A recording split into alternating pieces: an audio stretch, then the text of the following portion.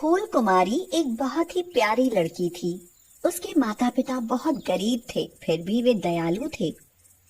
वही गुण फूल कुमारी में आ गया था। वह जिस किसी को भी मुसीबत में देखती तो उसकी मदद करती थी। उसकी शादी पुष्कर नाम के लड़के से हुई। वह भी गरीब परिवार का था। पुष्कर और उसके माता पिता सभी लोग मजदूरी करने जाते थे और उसी से उनकी गुजर होती थी। यहाँ भी फूल कुमारी का वही हिसाब था। अगर कोई उससे कुछ मांगने आ जाता तो वह उसे दे देती। कभी कोई पड़ोसन आ जाती और कहती, बहन तुम्हारे यहाँ थोड़ी चीनी होगी, दे दो, आज हमारे यहाँ चीनी खत्म हो गई है। मेरा बेटा दूध के लिए रो रहा है, वह ऐसे दूध ही नहीं पीता। तो वह उसको कटोरी भर चीनी ऐसे ही दे देती। कभी कोई और पड़ोसन आ जाती और फूल कुमारी से कहती, बहू मुझे 100 रुपए उधार दे दो, अपनी बच्ची की मैं दवा लेने जा रही हूँ, मेरे पास नहीं है, मैं तुम्हें वापस कर जाऊंगी बाद में। तो फूल कुमारी दे देती। उसकी सास उसे डांटती थी और उससे कहती थी, तुमने क्या धर्मशाला खोल रखा है? हम लोग कौन से अमीर हैं? कोई ना कोई रोज तुमसे कुछ ना कुछ मांगने चला आता है और तुम उसे दे देती हो। फिर ऐसा होने लगा कि फूल कुमारी सबके सामने किसी को कुछ नहीं देती, लेकिन फिर चुपके से दे देती थी। पूरे मोहल्ले की औरतें इकट्ठे होकर जब बातचीत करती तो कहती थी, ऐसी बहू हमने कभी नहीं देखी है, वह तो बहुत अच्छी है। इनके घर में तो लक्ष्मी आ गई है, लेकिन बेचारी बहुत तकलीफ भोग रही है। फूल कुमारी की इस परोपकार की भावना से उसकी सास और पुष्कर उससे बहुत नाराज हो जाते थे। एक बार ऐसा हुआ कि लगातार पानी बरस रहा था। सब लोग मजदूरी करने के लिए गए। वे बाजार में खड़े थे, लेकिन उन्हें कोई काम नहीं मिल रहा था। फिर सभी लोग लौट आए। आज कोई काम नहीं मिला है, भूख के मारे हालत खराब है, क्या किया जाए? कई दिनों तक उनको कोई काम नहीं मिला। वे बाजार जाते, खड़े रहते और निराश होकर घर वापस लौट आते। जो कुछ घर में रखा था वह पहले ही खत्म हो गया था। अब घर में खाने के लिए कुछ भी नहीं था। वे सब बहुत भूखे बैठे थे और कह रहे थे, हे भगवान, आज क्या खाएंगे? इतनी जोर की भूख लगी है, आज तो घर में कुछ भी नहीं है।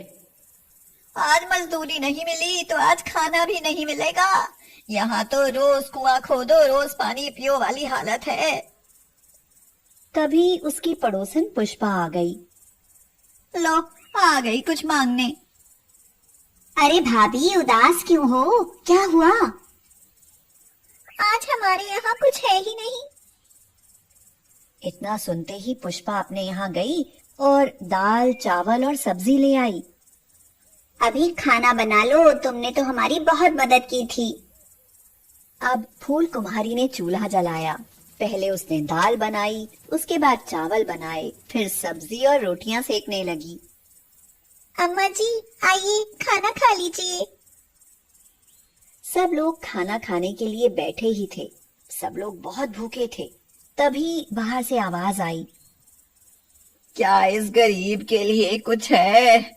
बहुत जोर की मैं भूखी हूँ। फूल कुमारी ने बाहर निकलकर देखा तो एक बूढ़ी औरत खड़ी हुई थी। बेटी, बहुत जोर की भूख लगी है, मुझे चक्कर आ रहा है, मुझसे चला ही नहीं जा रहा, मुझे कुछ खाने के लिए दे दो बेटी। फूल कुमारी चक्कर में पड़ गई।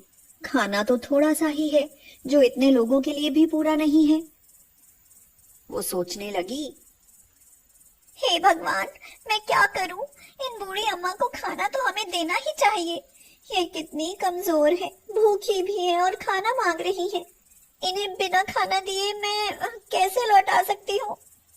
तब तक उसकी सास भीतर से आकर उस बूढ़ी महिला से बोली, खाना वाना कुछ नहीं है यहाँ, और बहू तुम किवाड़ बंद कर दो, ज्यादा चक्कर में मत पड़ा करो। हाँ बेटी, मुझ पर थोड़ी दया करो, मैं बहुत दुखी हूँ।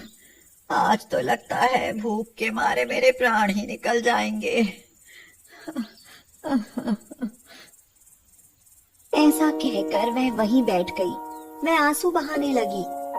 फूल कुमारी घर के भीतर दौड़ कर आई और अपनी सास से बोली, अम्मा, उन्हें उन्हें खाना दे दो, मैं बहुत भूखी है, कहीं ऐसा ना हो कि उन्हें कुछ हो जाए। फूल कुमारी की सास ने उसे डांटा और बोला, तुम चुप करो बहू, हम लोग तो भूख के मारे मरे जा रहे हैं, हमारी तुम्हें परवाह नहीं है, और वह बाहर से पता नहीं कहां से भिखारन चली आई, उसकी तुम्हें बहुत परवाह है, हाँ नहीं तो हाँ। पर अम्मा, जरा सोचो, हमें भी तो पूरे 2 दिन हो गए कुछ नहीं खाया है, हमको भी तो चक्कर आ रहा है। फूल कुमारी ने बाहर देखा तो वह बूढ़ी महिला बैठी रो रही थी। अब तो फूल कुमारी से नहीं रहा गया। अब चाहे मुझसे कोई भी नाराज हो जाए, मैं उनको खाना जरूर दूंगी। वो थाली में खाना परोस कर ले आई और उस बूढ़ी महिला को दे दिया। वह बूढ़ी महिला खाने को देखकर बहुत खुश हो गई और उसे खाने लगी। यह खाना बहुत स्वादिष्ट बनाया है तुमने। तुमने मुझको खाना खिलाया, तुम बहुत सुखी रहोगी। और खाना ले आओ बिटिया। फूल कुमारी मना नहीं कर सकी, वह और भी खाना परोस कर ले आई। बूढ़ी महिला को पता नहीं कितनी भूख लगी थी। वह खाना खाती ही जा रही थी और मांगती जा रही थी, और ले आओ खाना। फूल कुमारी दौड़कर घर के अंदर गई और खाना ले आई। थोड़ी ही देर में दाल चावल की पतीली खाली हो गई। सब्जी रोटी भी वह खा गई। भूख से बिलबिलाते हुए पुष्कर ने देखा कि पतीली खाली पड़ी है और कुछ नहीं रह गया है उसमें, तो उसे बहुत जोर से गुस्सा आ गया। उसने जोर से चूल्हे पर लात मारी और चूल्हा फूट गया। यह देखकर फूल कुमारी रोने लगी और बोली, यह तो चूल्हा भी फूट गया, अब खाना कैसे बनेगा?